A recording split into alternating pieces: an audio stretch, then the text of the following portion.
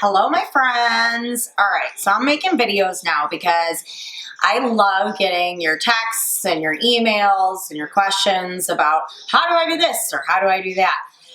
But I just figured that it'd probably be easier if I could point you in the direction of a video because I know that my text can get a little wordy. I do like to talk a lot, so I'm gonna try to keep this brief. So what we're gonna do today is 1 slab of baby back ribs. Right now, I've got the oven preheated at 350. All right, so you see what we've got here? This very nice slab of baby back ribs.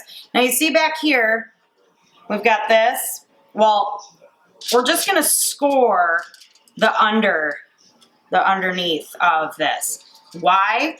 Because when you can peel them, it's a membrane, you can peel that off, or you can just score it. Scoring it is much easier. But you want to do that because if you don't, when you cook them, it could be a little difficult to bite into them or cut them away from their other rib bone friends. Now, I'll wash my hands real quick.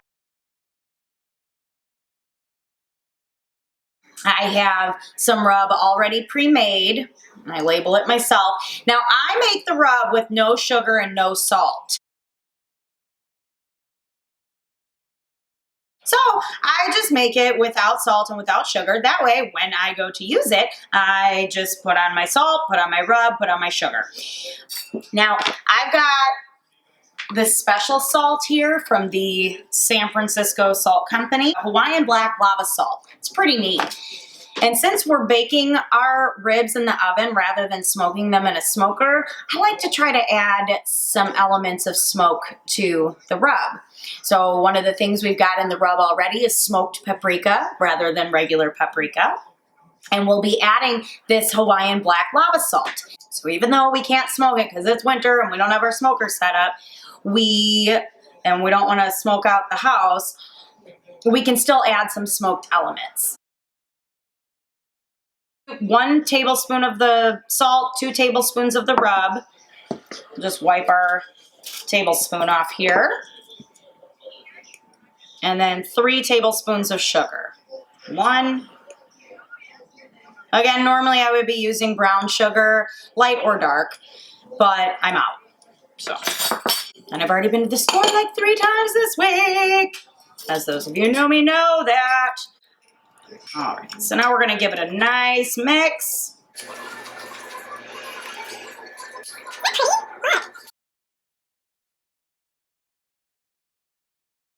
Now, just as I had said, if you don't know that you're going to use all of it, don't go sticking your hand in there and then touching the pork and then sticking your hand back in, because if you do that, you can't use the rub anymore. So we're going to go ahead and use our spoon.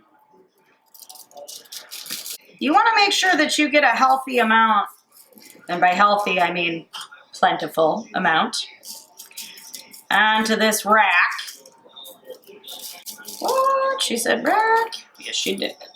Okay. So we probably won't use this whole mix of the rub that we've got here. We're going to rub it in, right? Okay.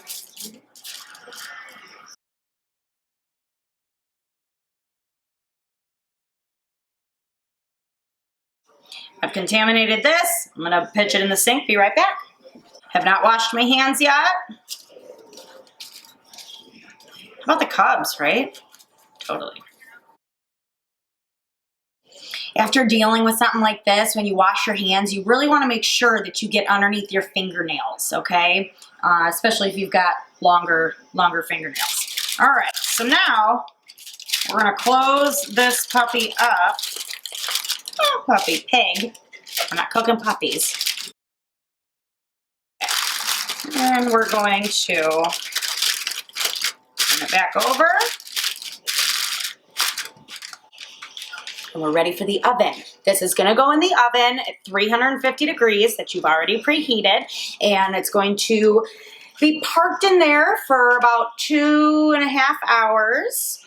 Although since we just have one, we'll check it after 2 hours and see where we're at. If they're tender enough, then we'll go ahead and pull them out. We will put some barbecue sauce on and then fire them up in the broiler for about 3 minutes. You don't want to broil them too long because what can happen is the fire from the broiler can end up burning the sugars, and once you burn sugar, you cannot get that taste out. All right, so we're going to put this into the 350 degree oven for about 2 hours, and we'll check it at that point. Okay, awesome. See you then.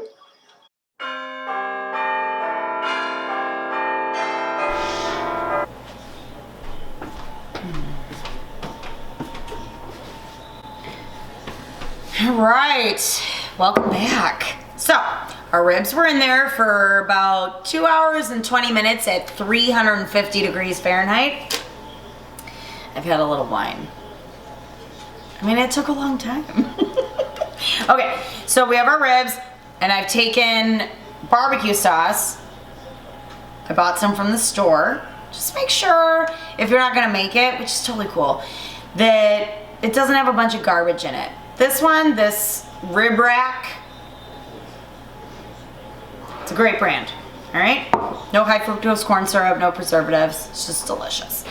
So we've went ahead and poured some of that on there. Now we're gonna take our basting brush. Not all of them are curved like this, but if you put it in the dishwasher like I did against the heating element, it'll curve for you. We've turned our oven up to broil. Now we're gonna take this bad boy